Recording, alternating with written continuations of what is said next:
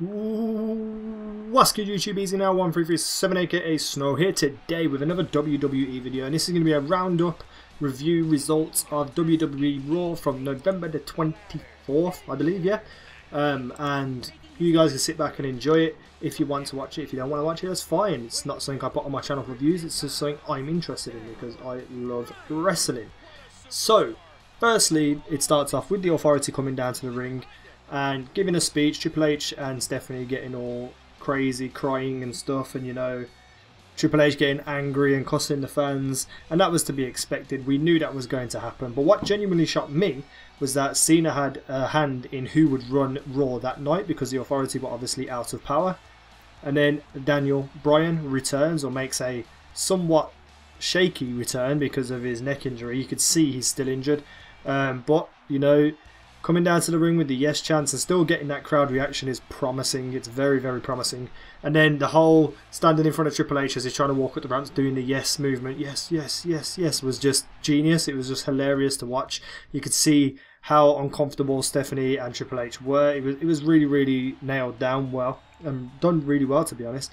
And then we have Vince saying he's disappointed in that they're crap, basically. And they leave. And before they leave, Triple H looks back over the top of the limo and they go and they disappear. So it's going to be a while before we see them again, in my opinion. And I reckon we'll see them again when John Cena turns heel and puts his clause of bringing back the Authority into action, and he comes back. Triple H has definitely come back and work with John Cena as a heel. I would really, really love to see that happen. And then we return to the ring where the Team Authority come out and they stand out on the stage, and Daniel Bryan's giving them their fights for the night because he is in charge. And it was a funny segment. It was well done. It didn't go on for too long. We had a funny moment with Kane where Kane stops being corporate Kane and becomes concessions Kane and has to go and work at a concession stand in the back, which was hilarious. But then all the matches he made, which we'll run through now in a minute, were just great matches. It made it a great Raw. I'm a bit disappointed that they could have done something a lot better with this Raw since Survivor Series. It sort of just died a death, in my opinion, and in comparison to Survivor Series anyway. There was nothing really mentioned about Sting or like anything happened with Sting. There was mentions by Triple H and stuff, but I'd have loved to have seen Sting appear or something, or just something happen. But nothing happened. So the first match that was made by Daniel Bryan was Ryback versus Mark Henry. And that happened straight away. So Ryback runs down and starts attacking Henry while he's still on the stage going down the ramp. Mark Henry's currently at that point walking down to start a fight with Daniel Bryan. Ryback batters him outside the ring before the match has even started, and then he gives him the meat hook and he gets a win for it. So, you know, pretty straightforward standard match. It shows Ryback to be dominant again. Something a little better for him than his Survivor Series fight where he got eliminated so easily. It was kind of weird. Then Daniel Bryan made the Intercontinental Championship match. Dean Ambrose versus Luke Harper, with Luke Harper obviously being the champion. Really, really solid fight. Really, really good fight, to be honest. It was a great rivaled fight. Like, I haven't seen a fight for the Intercontinental title like this for a very long time. It actually gives the Intercontinental title some hope. But Luke Harper obviously gets disqualified and Dean Ambrose wins, and that means he's not the champion, which was a shame because, well, I didn't think Dean Ambrose would become the champion anyway, but it is a shame. It was an all-round great fight though, but it was obviously just made to set up Bray Wyatt attacking Dean Ambrose after last night.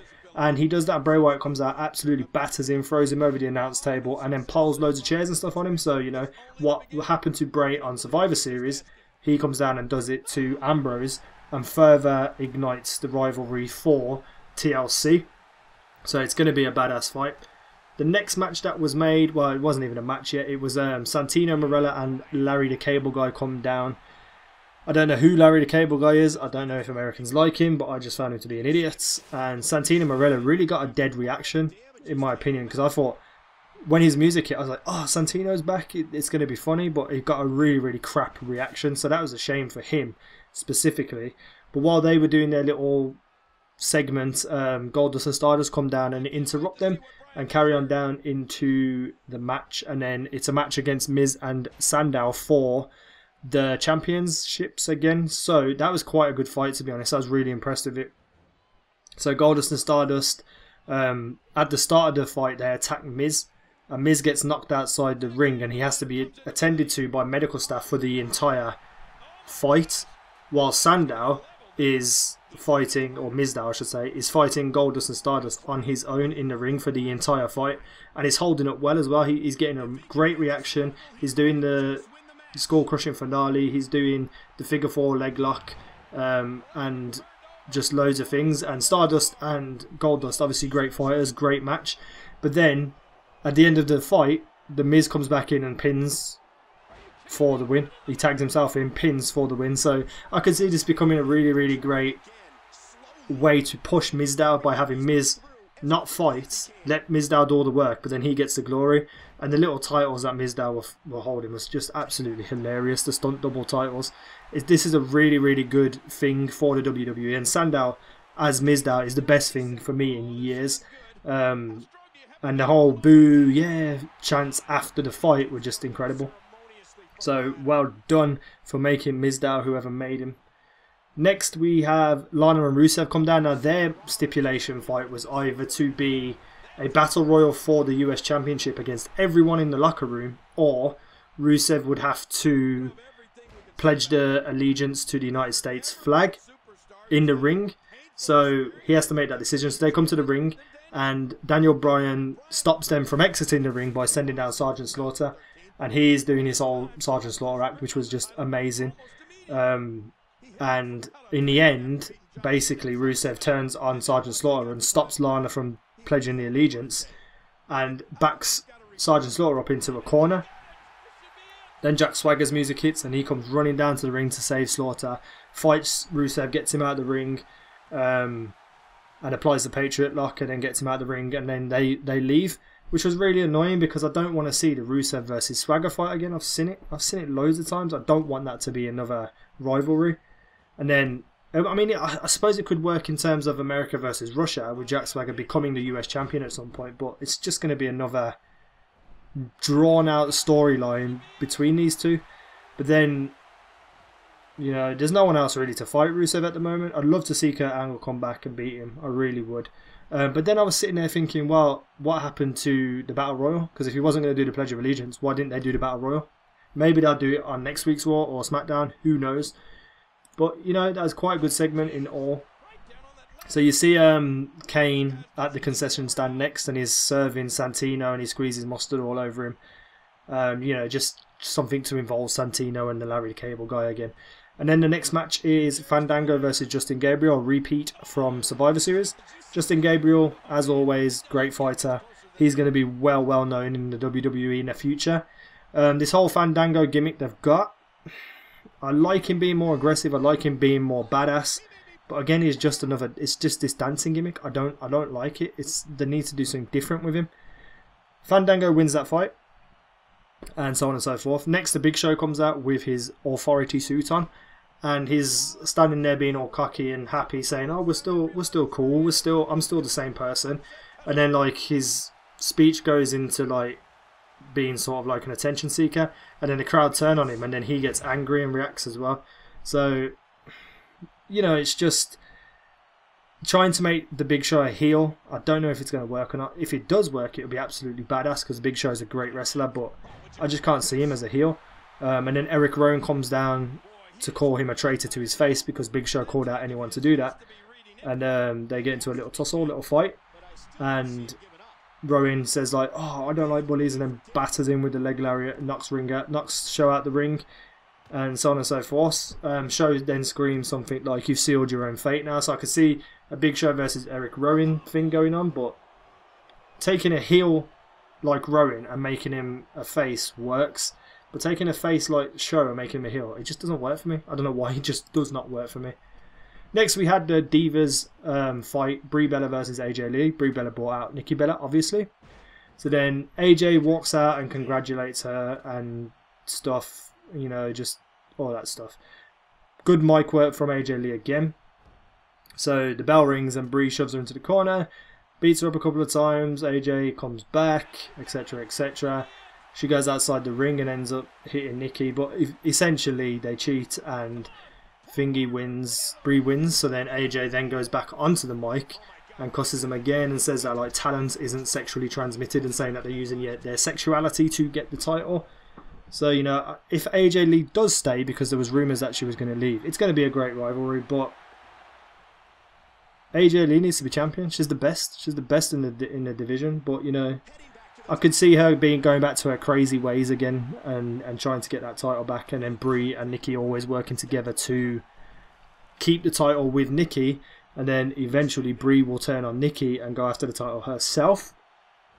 So, you know, next we had Adam Rose and the Bunny versus Tyson Kidd and Natalya. Pointless fight, absolutely no need for it. Natalya doesn't even get into the ring, and when she does, Tyson Kidd tags her back out. The whole Bunny Adam Rose thing is just really starting to irritate me. Essentially, Tyson Kidd and Natalya win, but you know, whatever. So then we see Ryback walking through the back area, and Renee Young tries to interview him, and he ends up saying it's close to Thanksgiving and he's really hungry, and laughs and asks where there's a good concession stand and walks away, and we don't see nothing after that. So essentially after the break, Ryback ends up finding Kane at the concession stand. They get into a little bit of a heated argument type thing. Kane throws a hot dog at him, Ryback batters him, and Kane runs off. So I could see a Ryback versus Kane rivalry going on, but whatever. So the last match of the night and the main event is John Cena and Dolph Ziggler versus Seth Rollins, Jamie Noble and Joey Mercury. Now the WWE Universe had a chance to choose the partners. They could have had Mark Henry and... who was it now? Mark Henry and Kane, or Mark Henry and Luke Harper, or J&J Security with Seth Rollins. Obviously J&J Security was going to be the people that end up fighting with Seth Rollins. Really, really good match, considering. They played the part of J&J Security not being great wrestlers really well, and then the whole of them working together behind the referee's back and attacking people, etc, etc. But essentially, John Cena and Dolph Ziggler win. Now, all throughout this whole episode, Dolph Ziggler was really, really pushed as being like a main player, like a big guy, and I'm really, really happy for that. Dolph Ziggler definitely deserves it.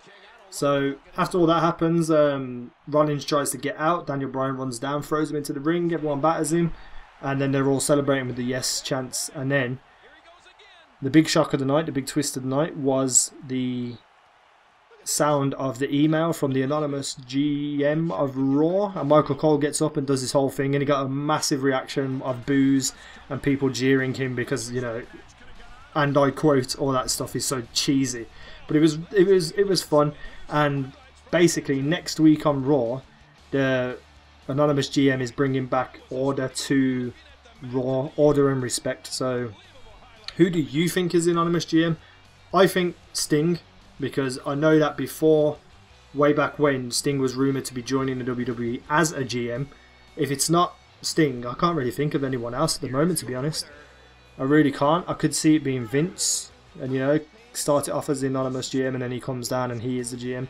Who knows? Let me know what you think about Raw on the 24th of November. Everything I've talked about. Let me know who you think the anonymous GM is and all that good stuff. And I'll see you in the next video. Peace.